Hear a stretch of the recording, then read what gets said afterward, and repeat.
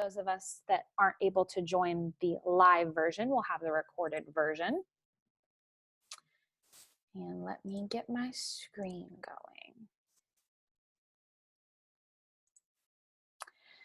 So thank you once again for joining us on turning vegetable scraps into food for kids. We're going to sort of have two approaches to this today. First, talking about how to get your kids involved. And then also, I know we have a couple kiddos joining us today, so some of this will be geared towards them specifically. But before we get started, I just want to remind everybody that K-State University is an affirmative action equal opportunity employer. This means that all of the programs and materials that we do as K-State Research and Extension are open to everybody without regard for race, color, national origin, sex, gender identity, religion, age, height, weight, disability, political beliefs, sexual orientation, marital status, family status, or veteran status. So to begin this morning, we're actually going to start with Tristan Cope, who is our Marion County Family and Consumer Science and Youth Development Agent.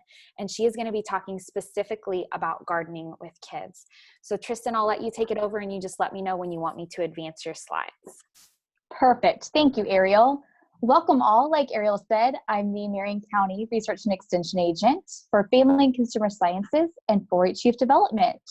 So my background is actually in early childhood education. And so what we're talking about today is just kind of right up the alley that I love and that I'm passionate about. So gardening with kids is really great because it's all about growing development. And these developmental skills can be anything from what you see there, which is perceptual, motor, or physical development. It could be the cognition skills, or the skills that you need to think. It could be your self-regulation skills, which is monitoring your own emotions. It could be language and communication, how we socially interact in our own emotional development. It can be that health and safety piece. So all of these skills are learned by being outside in a way that children can observe, explore, and interact with their world. So when children are working with their families by creating, building, planting, and tending to a garden, it's just a great way for families to get together and really work with that nature. All right, next one, Ariel. So children are tactile and sensory learners. This means that they use their hands and their senses to learn. The more that one can involve them in these activities, it's going to develop the skill that they're going to learn. Take perception, for example. So perception is when they're really looking at the depth of something. It could even be when they're strengthening their balance. Think of like the little kiddos right here that are squatting down. When you're a 2-year-old, squatting down and then standing back up, that's a skill set that you have to learn. So when you're bending over and you're pulling out those weeds, or when you're taking a watering can and watering each of the produce that you have, or even picking up a tool from the ground, they're working on perception and they're strengthening their balance and that core strength as well. Another great skill is going to be your fine motor skills. So this is like your fingers that you have, or your small motor muscles. Those are really good for when you're actually picking up those tiny seeds to plant into your row, or even making the row itself on your garden. That's really working on strengthening these skills. And these skills right here are needed for later things like writing, or even grasping something like a pencil. So when you're holding on to it, you have to develop those skills in order to write. Another one is going to be your physical activity. So the way that you stay active.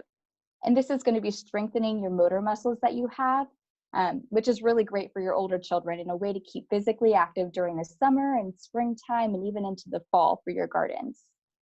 All right, Ariel, next one.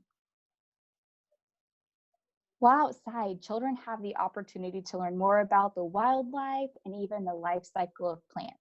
They can observe the texture of the soil, the plants, the flowers, the leaves. They might notice and compare the sizes, the shapes, or even the weights of the different seeds, the foliage, or even the produce. They could solve problems as they figure out ways to dig holes into the ground and how big that your potted plant needs to be to fit into that hole. How big do I need to dig right here to make that spot perfect for my plant? They use scientific reasoning to figure out which seeds will grow which vegetables. It's really exciting for your young scientists and mathematicians that you have in the gardening field. Next one, Ariel. I love this slide here. Think back to the first time that you were playing in dirt. I love the expression of the little girl's face when she's going like this with all of the dirt and soil on her hands. So gardening is a great, great process because it engages all of your senses, which is perfect for those young kiddos. So think back to your first time, or even this morning if you were in your garden. Maybe not this morning because it's been raining all day here, but maybe this past weekend when it wasn't raining yet. Think to when you grab that soil, you squish the dirt in your hands. How does that feel? Let's add some water now. Does it change your soil? What does it look like now? Maybe smelling a flower. Is it sweet? Is it a sharp smell or a soft smell? What about when you grow that vegetable and you have your first cherry tomato and you pick it off that vine and you eat it and it crunches a little bit? What does it taste like? What sounds does it make when you're eating it? All of these are amazing different sensory experiences that children have the opportunity to learn about. That tactile feeling of the soil or the warmth of the sun on their backs, the sounds of the birds, all of these can be one way that the noises and the smells and the different experiences that they have can calm a body, which is self-regulation. For older children, gardening can even be that skill such as patience when you're waiting for something to bloom, your organization of your garden. It could be planning what you want to put in your garden. And then, of course, the responsibility of actually caring for the plants that you have in your garden. All right, next one, Ariel. One thing that I love about gardening too is about the rich vocabulary that can come from it. So think of all the words and conversation when you have a garden that you might be out there working in the beds, or you might be using trays or compost, seedlings, soil, the roots. All of these words can be such great ways to expand a child's vocabulary. They also have the opportunity to practice writing too. Sometimes you could take your little gardening sticks that you have and you could draw a picture of like a flower on them, or a picture of a tomato or a lettuce, or actually writing out the word lettuce and practicing your small handwriting skills there so they can fit on that stick. All of these are great ways that language and communication can be worked into gardening. One great thing too that I love about it is, what if you took it a step further? What if you had your kiddos start to graph the heights as the plants grew, or chart the difference of the leaves and the flowers? They can make a Venn diagram talking about the difference between a flower and then the bloom of a tomato. What does that look like? All of these are great ways that language and communication can really be strengthened while gardening. Next one, Ariel. So social and emotional development is, of course, such a great way for those to get engaged when gardening. If you look at that picture there, there's even one kiddo sitting in the middle. Maybe he's working on some emotional development there. But gardening can support social development as our children and their families work together to plan, to create, to build, to plant, and of course, tend to their garden. It can teach so many skills such as sharing, patience, teamwork, cooperation, and a lot of communication as well. While you're gardening, it can also support the emotional development of a child. They might express delight or disappointment if their plants don't thrive and they struggle. Children can develop empathy for plants as well. Maybe they think, I need to really care for this plant because I want it to survive. I want to see what it's like and what I can eat off of this vine. Social emotional development is not one that you would typically think for gardening, but it goes so beautifully when you're working in the garden. All right, Ariel, next slide, please.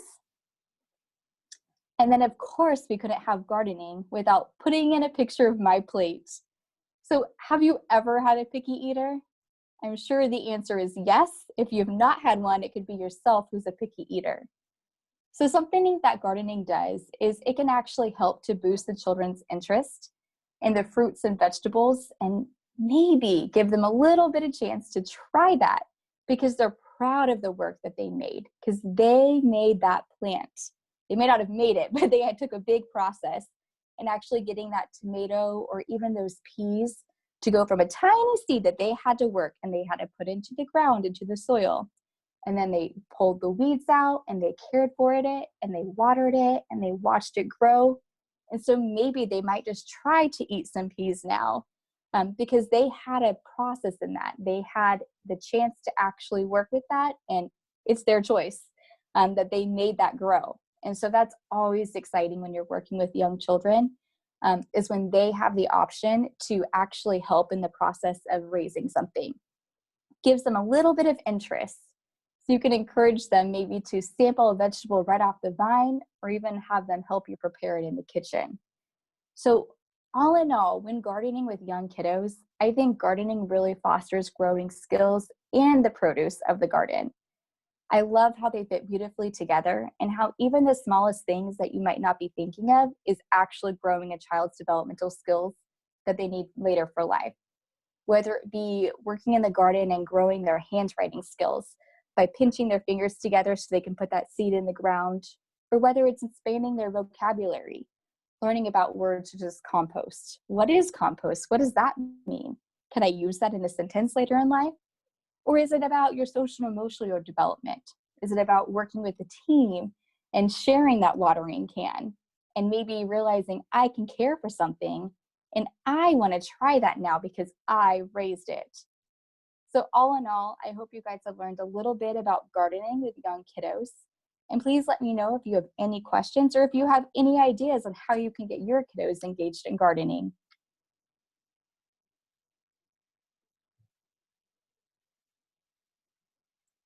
That's wonderful, Tristan. Sorry, I have to stop sharing my screen to pull these up. Let's see if we have any questions in chat. If you have any questions for Tristan, you're welcome to go ahead and put them there, and we will monitor. It doesn't look like we have any right now, but I will keep an eye on that. So thank you so much, Tristan. I think that's a really important foundation as we're looking to get kids involved in gardening and start that interest and all of those really important foundational things that you were covering. So next, just to build on that. Oh yeah, absolutely.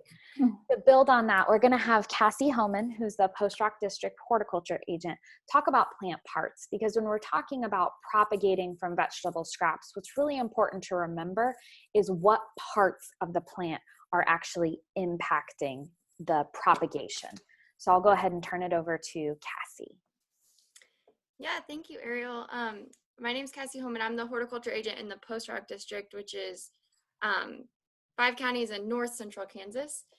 And this little activity goes really well with what Tristan was talking about, creating that sensory development for children, because it's kind of a fun way to honestly play with your food. I know a lot of us have been told we're not supposed to play with our food, but it's a great way to use some of those vegetables that we're growing in our garden and learn more about them. So this worksheet is going to be a resource we have at the end of the program for you, but we're going to find out that you can actually eat a whole plant. So we might not think about the different parts that we are eating, but they do different activities for the plant, and it's kind of a fun science experiment you can do while you're at home with the kids. So you can go to the next slide. Okay, so what parts of a plant can we eat? We might not think about, when we're eating a piece of broccoli or lettuce, what part of the plant that actually is. But it's a great way to kind of use those experimental skills that Tristan discussed and use some critical thinking about what we're actually consuming. So this picture on the left shows the parts of a flower that we normally think about: the flower, the leaves, the stem, and even the roots. And we're going to see today that a lot of those parts we can actually, they're actually very common vegetables that we eat every day. So when you think about a broccoli plant, you might not think about what you're eating, but you are actually eating the flower. So a lot of times we call it broccoli florets. That's the flower part that we're eating. So just kind of a fun way to learn more about our vegetables that we're growing this summer and spring. So the first one we'll talk about is the roots. That's the next slide. So roots are vegetables like radishes, parsnips, turnips. Carrots is probably one of our most common ones, that one of my favorite vegetables. It grows as a root. And you can kind of see on these pictures the root hairs, or the little pieces that come from these roots. So what's important about roots is that they help the plant anchor in place. So they're kind of the base and the structure of the plant. But they're also really important because they absorb water for the plant. So that's what helps them stay healthy and grab all the water and nutrients out of the soil.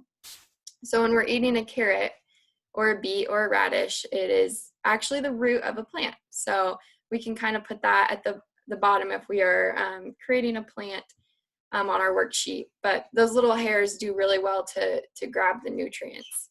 And some people might think that potatoes should fall on this list because potatoes do grow underground, kind of like this picture of the carrots. But botanically speaking, a potato is actually an underground stem. So that's kind of a fun fact to think about. They grow, we call them tubers a lot, potato tubers, because they are an enlarged stem. So that's kind of the fun part about science and gardening is everything works a little differently. But we'll talk about stems here in a little bit, and you'll see that potatoes fit really well into that category. So the next one is fruits. And this is probably what we would think of when we're eating a vegetable, right? We think of a tomato or a pepper. And these are kind of the most visible things we see, the things that we love to harvest. What the fruits do is that they hold and protect the seed.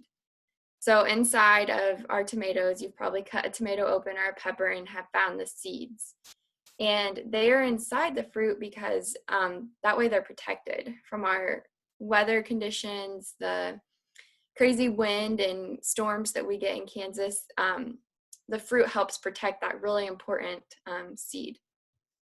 Some seeds are found on the outside of fruits, like if we think of a corn plant or corn, the seeds are on the outsides. Also with strawberries, we can see the seeds. But botanically, a fruit is anything that has a seed on the inside. So I know we call tomatoes or peppers vegetables, but if we're thinking about it under horticulture vocabulary, it is more of a fruit. So, and this is the same for apples and peaches, things like that. They have the fruit on the inside. Okay, the next one is leaves. So leaves we eat are spinach, cabbage, lettuce, lots of different greens you can eat. And they have a very important job. So the leaves are what collect the sunlight from, in the summer, the hot sun. They collect that sunlight and then they turn that energy into sugar and food. So that process is called photosynthesis. And that is what the plant needs to, that's how it gets its green color. There is a molecule inside the leaves called chlorophyll, which is what the sun, that's how the sun the plant absorbs the sun and creates energy. So a lot of our leaves, like you can see the spinach leaf is really flat and has a big surface, and that is because it needs a lot of sunlight to reach the leaves. So the more leaf area, the more photosynthesis that is happening. So, and I know right now we're talking about our vegetable gardens and food crops, but if you think of a tree, this is the same for a tree. It has lots of leaves because they need that sunlight. And then next we have the stem of the plant. So a few common ones you might be growing are asparagus or celery. And this also has a really important role. So how we talked about the roots, they help anchor the plant into the ground. The stem is also there for support of the plant. But it also has the job of getting water and nutrients up to the top of the plant. So again, if we were thinking about a tree, the trunk would be the stem, and it has a big job of getting water and nutrients clear up to the very top of the leaves. There are certain layers in the stem.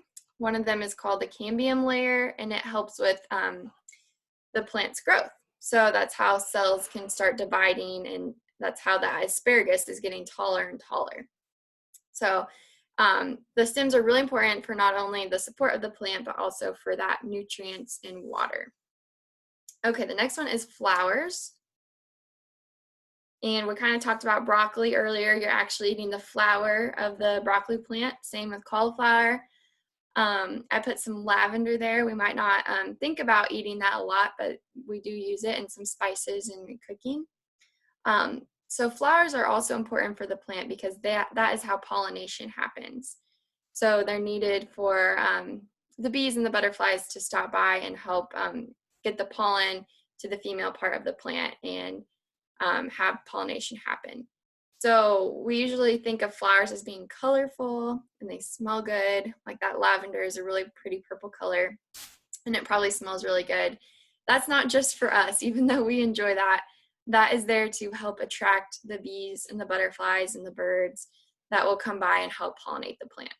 So the flower might be one of the most important parts because it's definitely how we get more plants and how pollination occurs. So the last one is the seeds. So many seeds we eat. We eat pumpkin seeds, peas, sunflower seeds, corn is a seed that we eat. So it is important because there's 3 parts inside the seed. So if you've ever cracked open a sunflower seed, you know it has that hard outer shell. That's called the seed coat. And it is there to protect what's inside because the inside part is very important to get a plant to grow. Because inside the little sunflower pumpkin seed is what's called an embryo, which is just a baby plant. So inside every seed that we grow is an alive baby plant ready to sprout. So seeds are kind of how we can plant our garden, but they're also very nutritious for us. They contain food storage, which helps them survive until we plant them and give them water and fertilizer.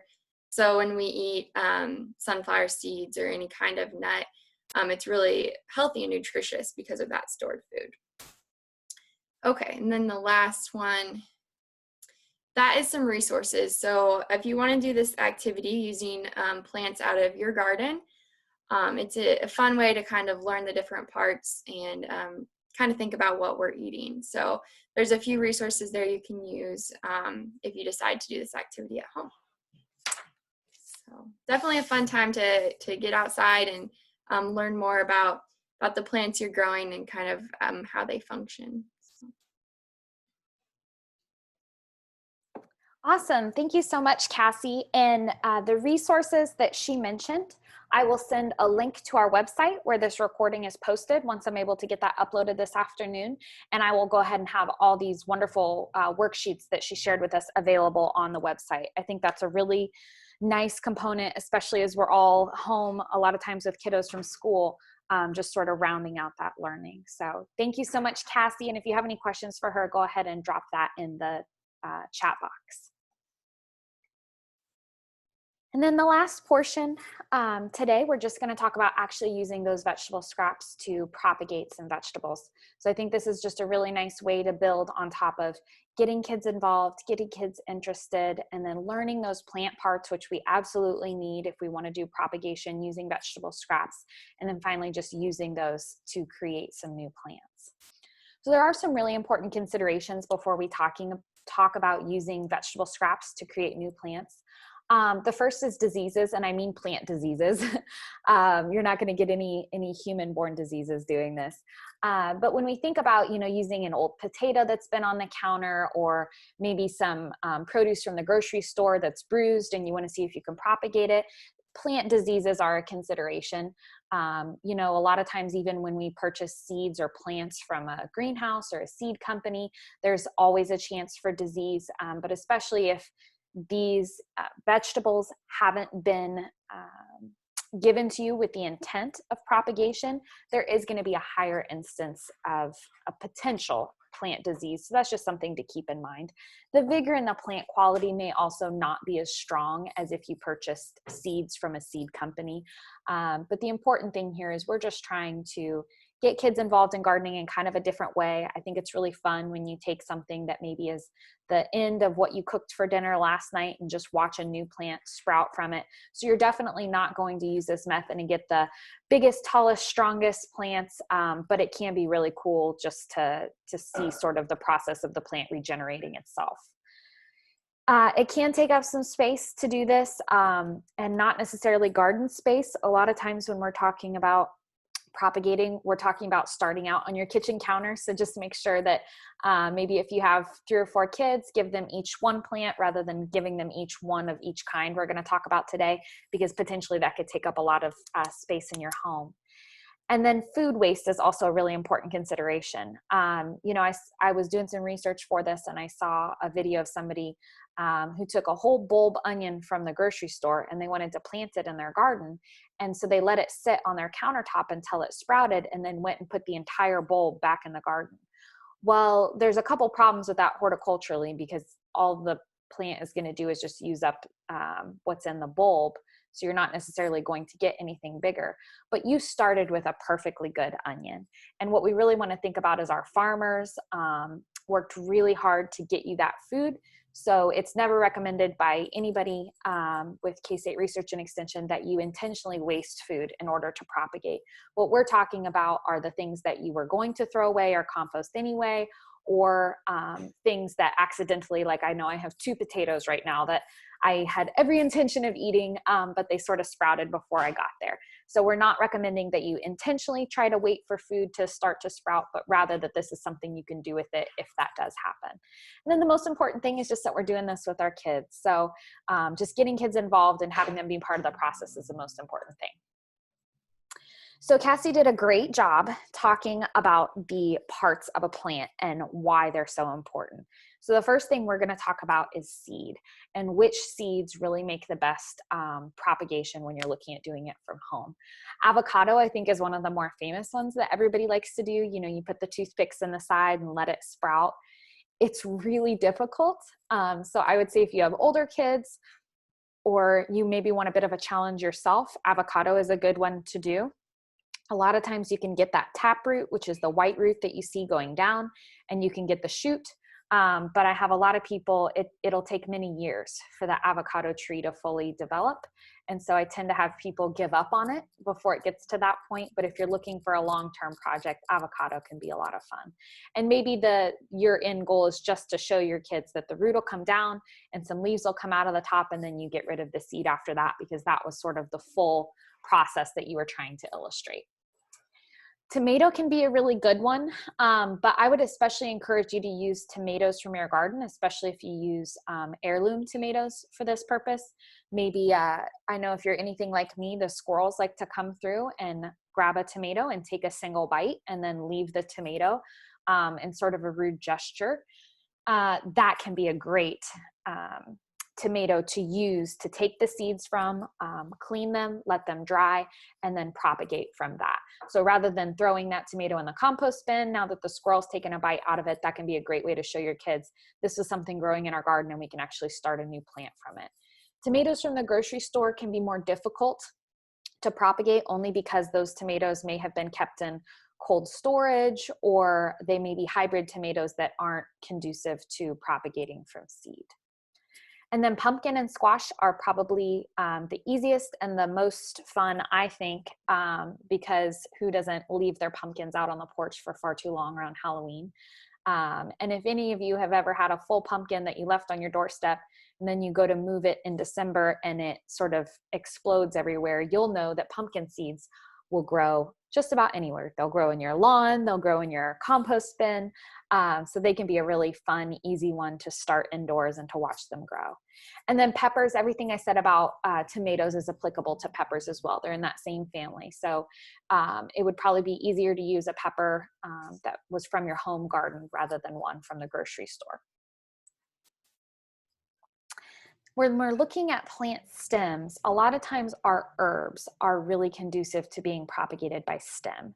So if you have a potted rosemary plant, or you maybe purchased some stems of rosemary from the grocery store for a recipe and you have some left over, taking what we call a tip cutting, just cutting the top of the stem, removing those lower leaves, and then sticking that in soil can be a really fun way to grow a new rosemary plant.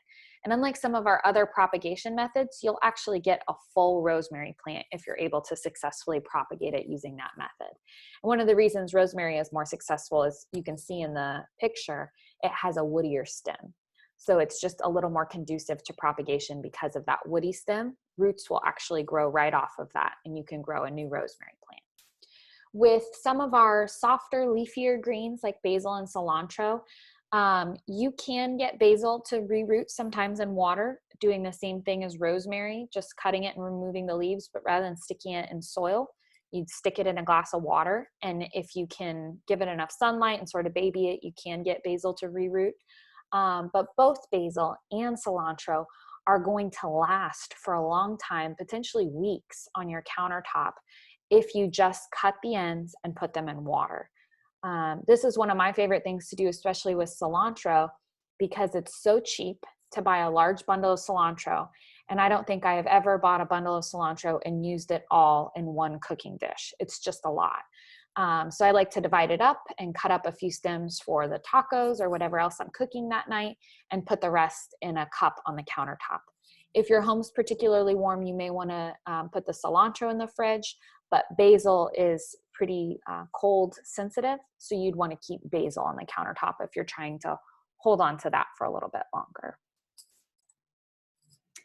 And then, like Cassie said, potatoes, sweet potatoes and Irish potatoes are actually underground stems. They're not roots. They have what look like root hairs coming off of them, but they're a storage unit. But that really lends itself to propagation. So rarely with sweet potatoes, but you do see it. They will shoot off little sprouts, and you can actually cut the sweet potato up based on where the sprouts are. Allow that skin to dry and heal for 2 to 3 days, and then you can plant that directly in soil. Irish potatoes are you'd want to treat them exactly the same way, but I think we've all experienced Irish potatoes sprouting in our cabinet. It happens fairly quickly. It depends on the time of year. Sometimes they were harvested the year prior and have been in storage or in the grocery store for a few weeks or even months. So a lot of times we do see those Irish potatoes sprouting. They're still perfectly safe to eat if they've sprouted. Just cut off the sprouts and prepare them as they usually would. But depending on the size of the sprout, if your potato has been sprouting and it starts to grow leaves or things like that, you may find that the potato has a bit of an off flavor, and it's just changing to meet the needs of that plant. So if you see that the potato has been sprouting for a significant amount of time, it would probably be a better use to propagate it as a new plant rather than eating it, just because the flavor might be a little different compared to a fresh potato. And then the roots are another really great way to propagate plants. And there's a lot of things that you can propagate from the roots. And I think this is one of my favorite ways because these truly are vegetable scraps. So if you are cutting up lettuce, you're not going to eat that bottom hard portion. You're going to cut off the top soft leaves for your salad. So you can actually take that if the grocery store where you purchase it from has some roots on the bottom of the lettuce and stick that in soil. And it might be helpful to first put it in water, as you see in the upper image, that's actually celery, for a few days to get those roots going, even up to a week or two to get roots going, and then put it in soil. But you can use this method for bok choy, for leeks. Celery is a lot of fun to watch that grow again. And fennel is another really good one. So these are all excellent proponents. You're using everything that you want to use with the celery and the lettuce. You have this sort of nub left over, and you can propagate it and actually grow some new leaves, some new stems, in the case of celery, that you can eat. And then just like our potatoes a little bit tricky, our onions and garlic are a little bit tricky. They're actually the part that we're looking to propagate is considered modified stems and leaves, as well as a little bit of root. So if you look at the green onions in the jar, the white part there, that's actually all going to turn into stem and leaves. So that's why they're not considered part of the root. They're actually considered to be leaves and stem that are waiting to sort of burst out of the bulb part of the onion. But green onions are one of my favorite things to keep around, sort of similar to cilantro. They're very cheap and affordable, and I feel like when you buy a bunch of green onions, it's usually more than what you need. So by cutting it down to the white part of the root, or even just cutting off what of the green you need, and then sticking the green onions down into the water, you can actually grow new green onions. And I have kept a single bunch of green onions on my countertop for more than 4 months and been able to continue to grow greens off of it. Before essentially I just needed the countertop space and added them to my compost pile. So they can all be a lot of fun as well to grow from that modified stem and leaf. With the garlic, you would not want to place it in water if your garlic is sprouting, like you see in the image, you would want to just go ahead and plant that directly into soil, and then it would grow a new plant.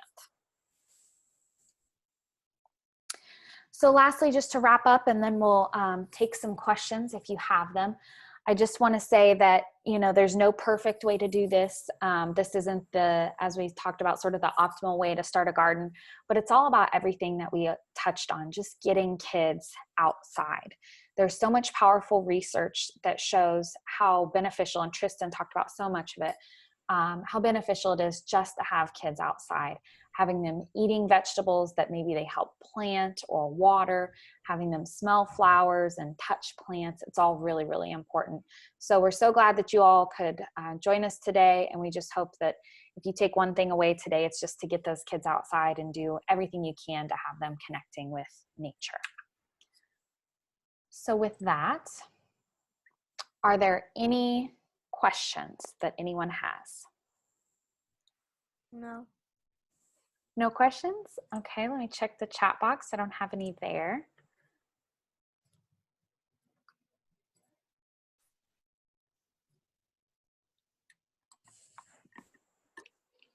Okay, well, I'll stay on for another minute if anybody has any questions. Otherwise, thank you so much to Tristan and Cassie for being my co-presenters today. You definitely made it a more robust and fun presentation. And thank you all so much for joining us. I will send a follow-up link along with the resources that Cassie mentioned later today.